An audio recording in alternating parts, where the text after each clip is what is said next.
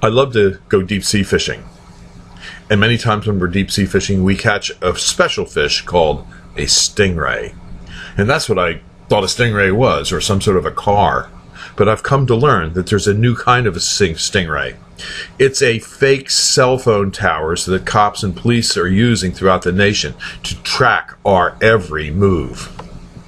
Here's the Reader's Digest version on how a fake cell phone tower works. The stingray can be carried by a vehicle that moves around. It can be a truck, a car, it could be a drone, it could be a plane in the sky. The stingray system mimics a cell phone tower and gets the target phone that you may be carrying to connect to it.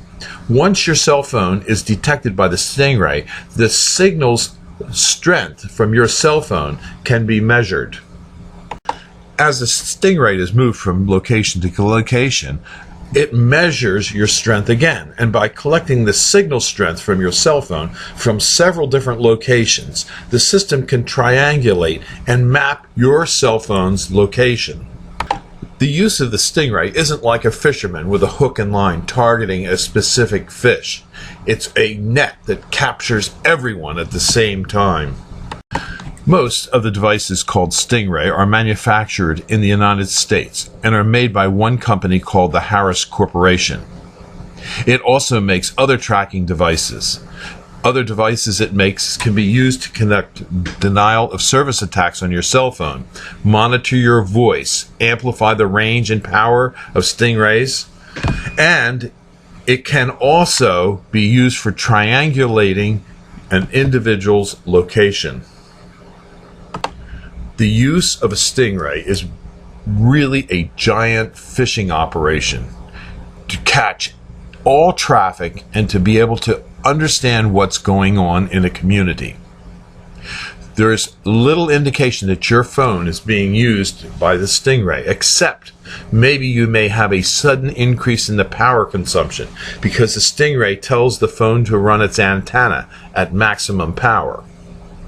Whenever the police use a stingray, it's a recipe for disaster for your constitutional rights to privacy and the expectation of privacy. The Harris Corporation and municipalities usually sign a non-disclosure agreement with the company that seeks to stop and circumvent the Freedom of Information Act and avoid disclosing the existence of the program or the use of stingrays. This map, courtesy of the ACLU, shows states in which fake cell phone towers are being used by state and municipal authorities to track your cell phone. I have sent Foia letters to various cities asking about their use of stingrays. I sent a Foia letter to the city of Chicago, and within a few days, they emailed me back that they would be represented by a law firm to disclose and to handle my Foia request. In response to my Foia number 14-5998, which I sent to the city of Chicago, Chicago has retained Drinker, Biddle, and Wreath LLP to assist in responding to my Foia request. In answering my initial request, the City of Chicago has asked for a delay in sending me information because they claim that the requested records cannot be compiled by the public body within the time limits provided in paragraph C of this section without unduly burdening or interfering with the operation of the public body.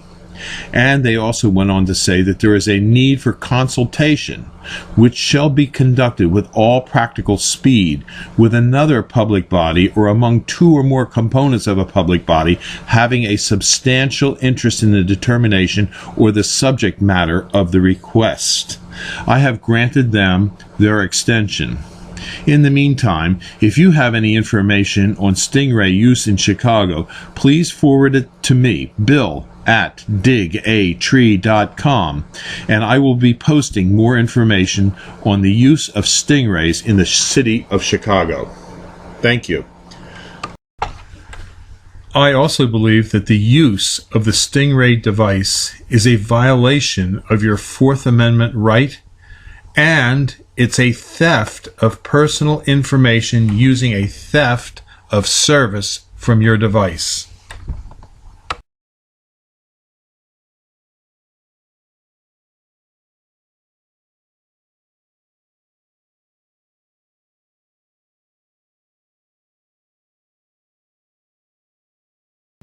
We grow and sell screening and buffering trees for privacy and sound barriers.